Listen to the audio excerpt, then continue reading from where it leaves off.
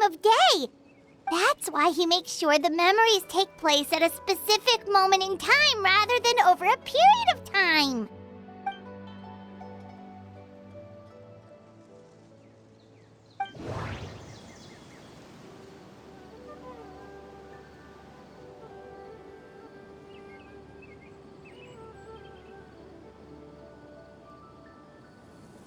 The color of the sky coincides with the moment in time she described. Dainsleif had memories implanted into his mind. Could it be that it's happened more than once?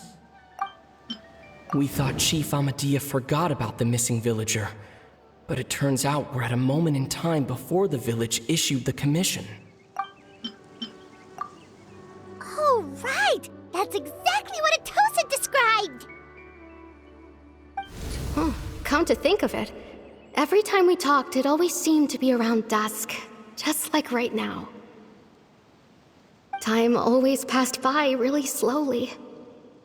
Even when it felt like we'd been talking for hours, the sun would still be at the same position in the sky. Yep, that has to be it! This is definitely Atosa's memory.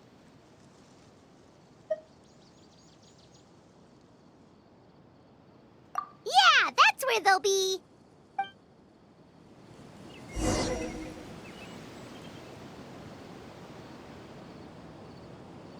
There's a lot of great stuff here. Don't miss out. I gotta go with me so I can go find Rana. I wanna go traveling too! The world remains constant over the centuries, but human life is like the dew at dawn, or a bubble rising through water. Transitory.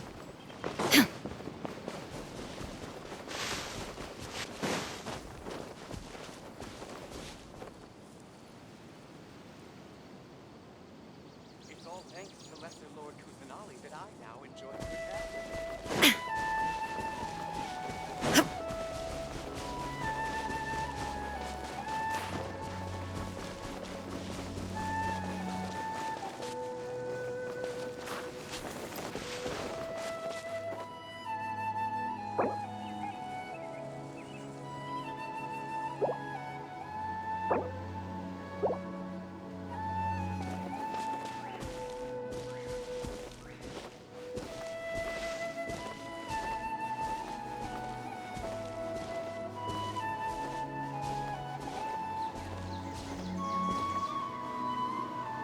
So, you see, Granny Jahiet was a mercenary when she was younger.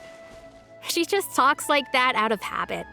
She's not trying to scare the children on purpose. Oh, there I go again. Always talking about my own things. Do you maybe have anything you want to share? It's okay if you don't. You could also just talk about what you think of me? Oh, I think you're an incredibly strong and thoughtful young woman. You'll meet many amazing people and live a very happy life. You won't miss someone like me.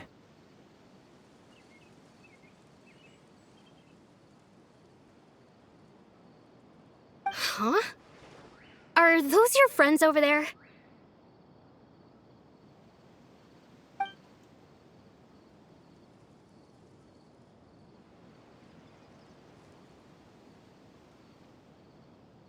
Oh, right! This version of Atosa hasn't met us yet!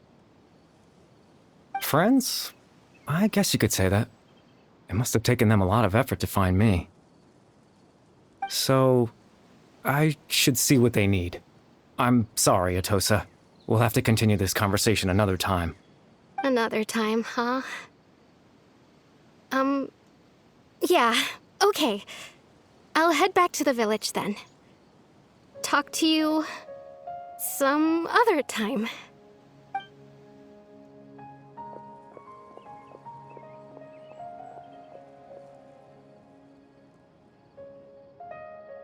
It's nice to see you, Traveler. I believe this is the first time we've met.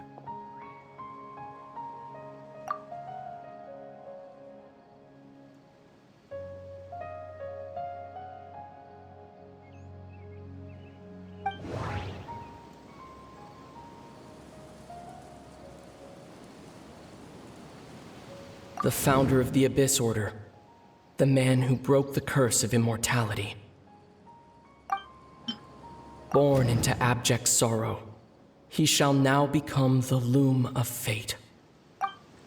Dane's brother, one of the 5 sinners of Conria, the one who stole the power of the Abyss. You're Kari Bear Alberic. Oh, you know me? That's quite the surprise. I don't believe I've met you before. Oh, I see. It was the memory, wasn't it? Your sibling's memory. You saw the me from back then. This is Atosa's memory. I came here to say goodbye to her. But I suppose I'll just leave her a message instead. Come, let's find somewhere else to talk.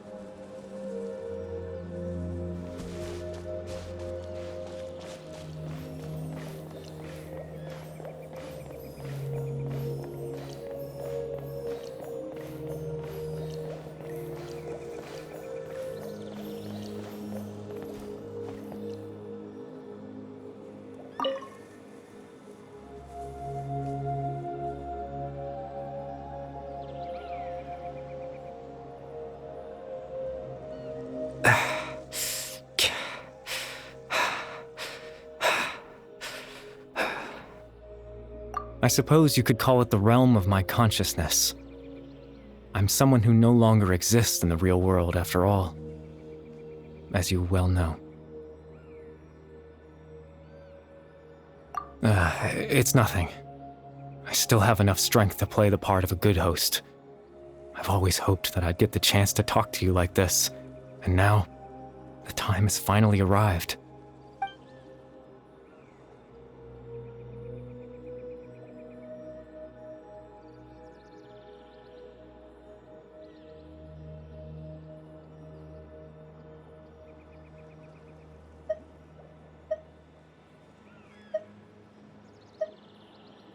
Extreme sorrow and pain, hope and regret coursing through your veins, and a degree of abyssal power that defies comprehension. Father told me that once I possessed all those elements, I would become the Loom of Fate, but despite his intentions for me, I never truly became the Loom of Fate. I was merely used as a means for its construction. In truth, I died the moment I set everything in motion. The person you see before you now is nothing but a remnant of consciousness left over within the Loom of Fate.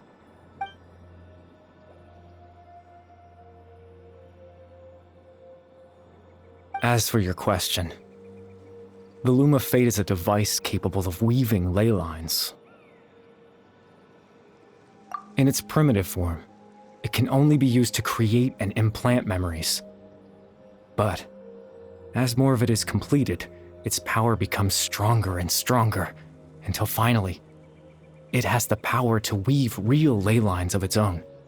Once fully completed, the moment it gains the power to weave ley lines, it loses the lower-level ability to influence memories, but it also becomes a tool that can change the entire world. Yes, I have the ability to control the Loom in its semi-completed form. I suppose you can think of it as a form of compensation. After all, its existence cost me my life.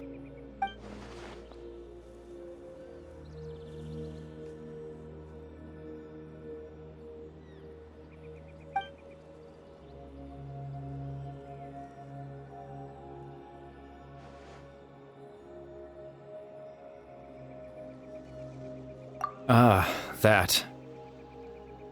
I was wrong to implant those memories. I'm sorry I caused so much trouble. Not only for everyone in the village, but for you as well.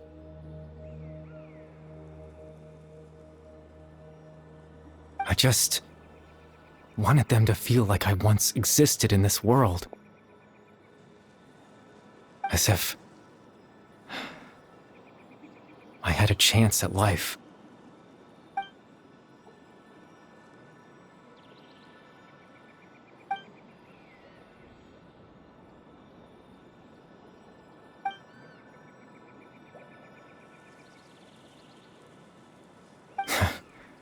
I know what you must be thinking.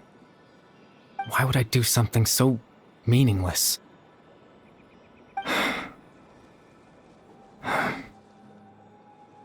But I just couldn't accept it. I had to know what it would be like if I had my own life. What kind of person I would be. What other people would think of me.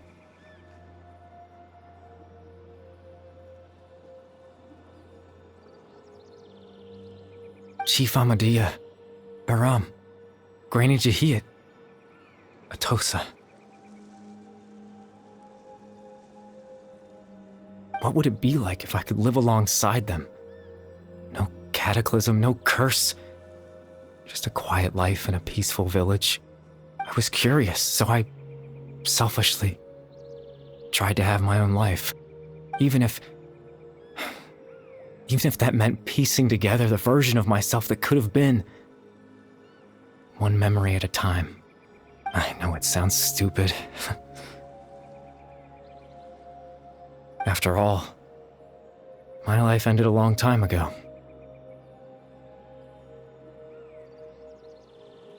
Any chance at living was stripped away from me when I was 8 years old. My consciousness left to mature in an illusory world of nothingness. Even the form you see before you was nothing but an invention based on my father's appearance. An imagined version of what I would look like if I had the chance to grow up.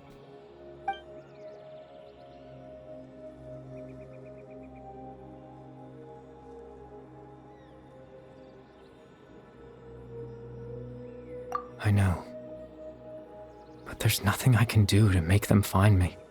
If I could exist in the real world, I would return without a second thought and surprise them with the suddenness of it all. But, well, that's not possible for me.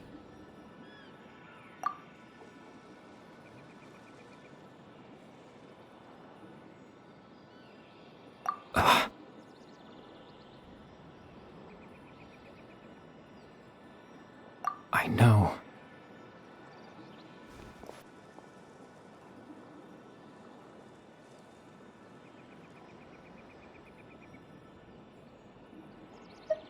Captain Dainsleif. Twilight Sword, you mean? No need to meet up with him. Things should already be settled on his end. Exactly. As someone who could only exist in people's memories, the fact that I'm able to talk to you in my consciousness like this can only mean one thing. The loom of fate has already been completed.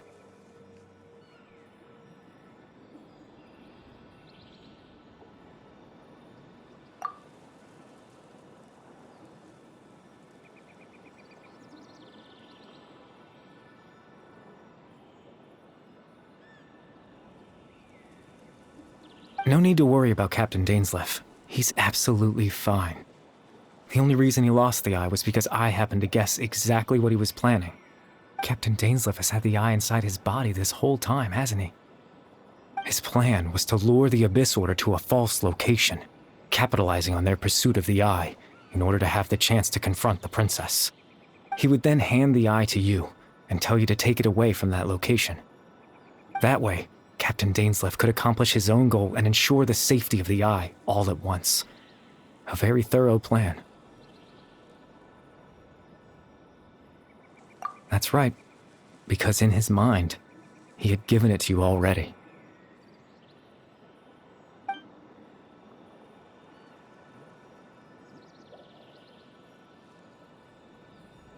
Before you two entered that false location.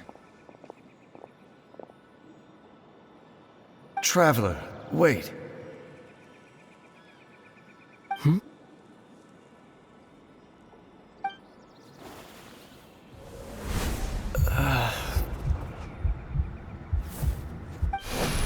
We've no time to lose.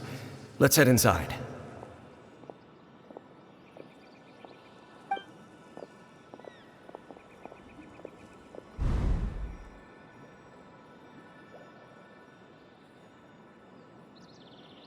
That was when I implanted the memory of him handing you the Eye.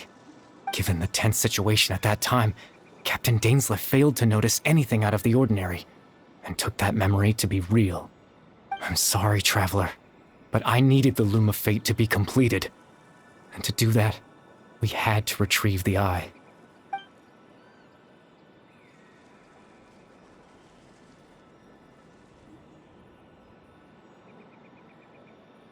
I promise I'm not trying to conceal anything from you, but I truly have no idea what the Princess is planning. Tevat's ley line system is deeply entrenched in the planet. Creating new ley lines can neither replace nor extend the ones that already exist. In the face of everything they could be planning, I fear I'm too insignificant to even get a glimpse of the bigger picture. In any case, I had my own use for the Loom of Fate, and my goal, at least, has been achieved. You remember my father, don't you? Clotar Alberic. I believe you saw him in your sibling's memory. After he used the power of the Abyss to restore consciousness to my hilichurl form, I suffered from an indescribable level of mental anguish. To comfort me, my father told me a story, that this was a fairy tale world where I had to take on the form of a little monster. That story managed to dispel my fears, even if just for a moment. My goal was simple: to use the Loom of Fate in its near-completed form, when its ability to create memories was at its strongest, to implant a specific memory into the minds of the hilichurls. In that memory, I would tell them a story, just like my father did for me. It was a story of fairy tales and love. But more than anything, it was the story of us.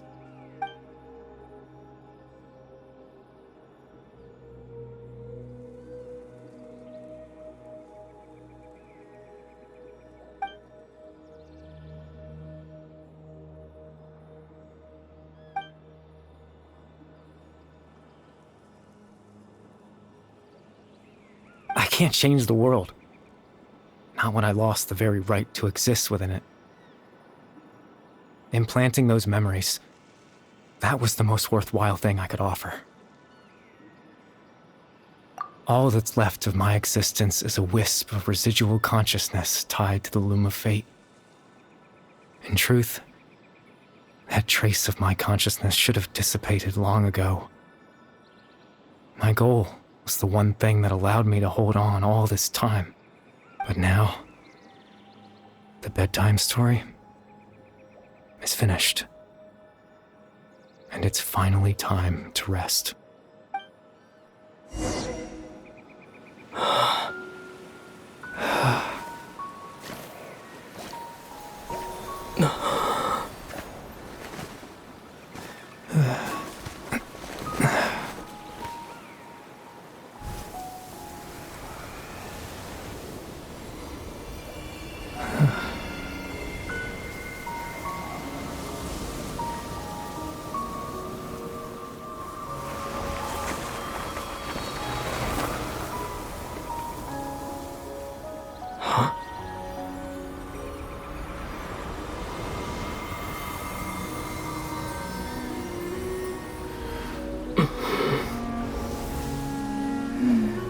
Looks like I was too late to see Kari Bear one last time.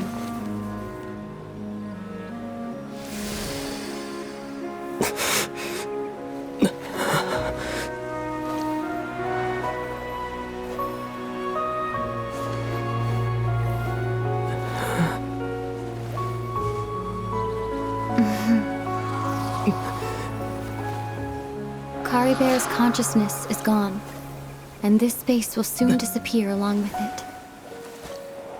Neither of us belongs here. That's why we're not tangible. Were that not the case, I'd love to hug you too. Well, how about a conversation?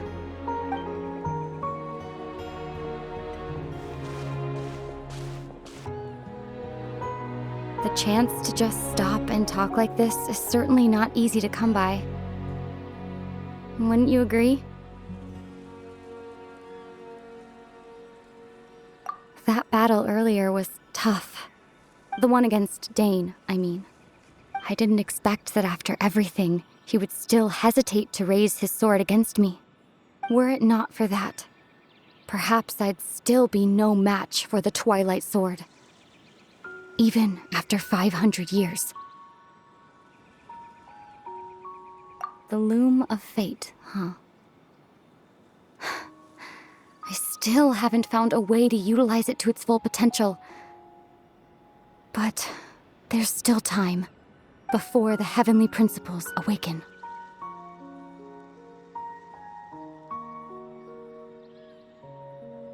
Yes. For 500 years now, ever since the cataclysm in Conria, there's been no sign of activity.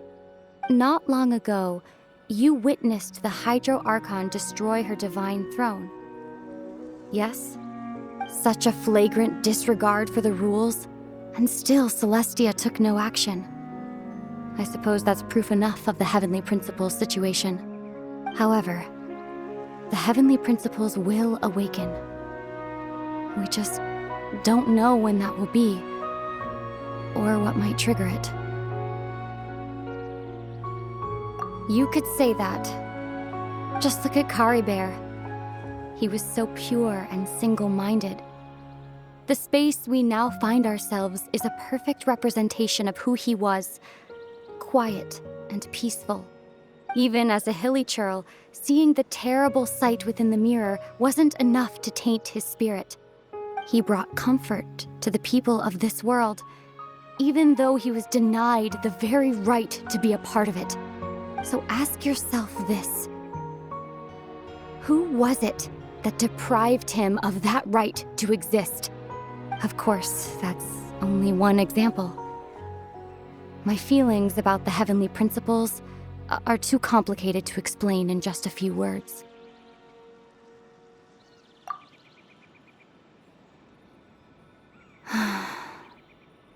Ether?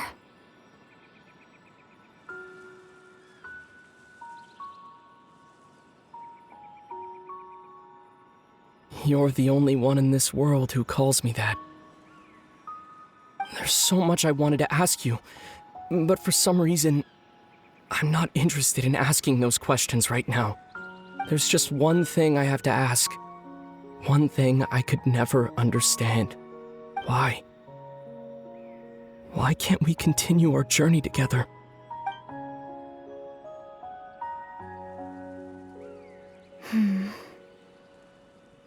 At the end of my journey, I arrived at a place known as the Sea of Flowers at the end. Do you remember? A long time ago, when we traveled between worlds together, you told me you wanted to find a place in the universe where that one flower was in full bloom. To have a place like that suddenly appear before me. Well, would you think of that as a coincidence? You mean... I miss you too, Ether. But as this war continues to rage, and as I continue to seek that final answer, I don't even know how to face myself sometimes, let alone my own brother. Huh? What's going on? This space has lost its tether. I doubt it'll be able to exist much longer. In fact, aside from our inability to physically interact with each other, there's something else you should know about this space. With Kari Bear gone, we won't be able to remember anything that happened here. Everything in this space will be wiped from existence, including all memory of our reunion. You're only telling me this now?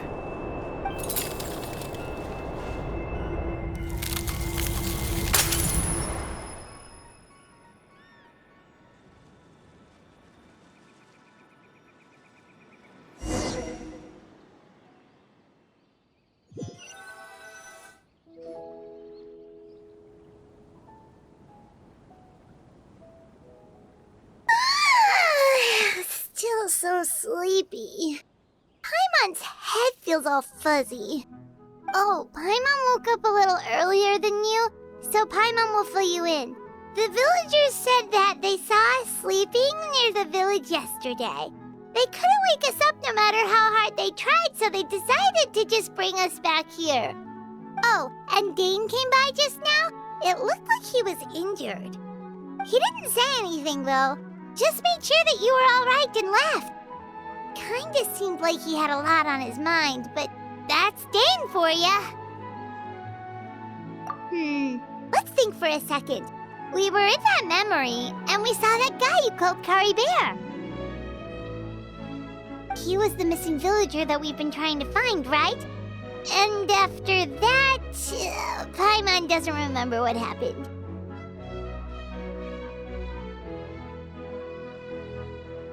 Wait, really? What a score!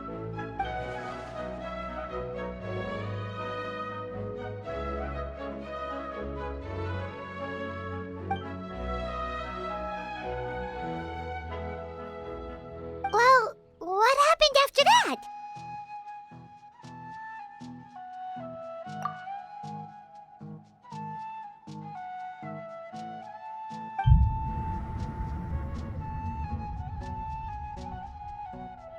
Ah, there you are. Sleep well? Bayram, you sure seem happy. Did something good happen? Something good? Huh. Wasn't anything good or bad, I'd say. It's just that, well, the village organized another search party yesterday. It didn't feel right to leave all the searching to the adventurers. So there we were, searching away, when suddenly this one guy said it all came back to him. According to him, one day around dusk, he was passing by this one tree outside the village, and he saw our missing villager. There he was, sleeping under that tree all by himself. His parents came a little later to wake him up, and they all left together. They looked like quite a happy family, apparently.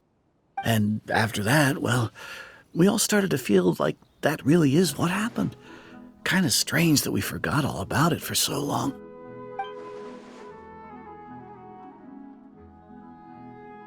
Oh, and we also remembered his name, Kari Bear.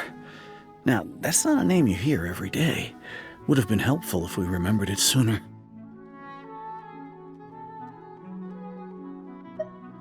Well, I hope he's happy wherever he is, and we're all relieved now that we know what happened.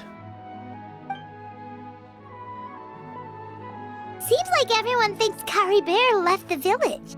That's probably for the best. At least they have some sort of explanation now. Paimon wonders how Atos is doing. Maybe we should go check on her. If she hasn't remembered like everyone else, we can tell her what happened. Paimon didn't see her in the village just now, so she's probably at the tree. Come on, let's go talk to her.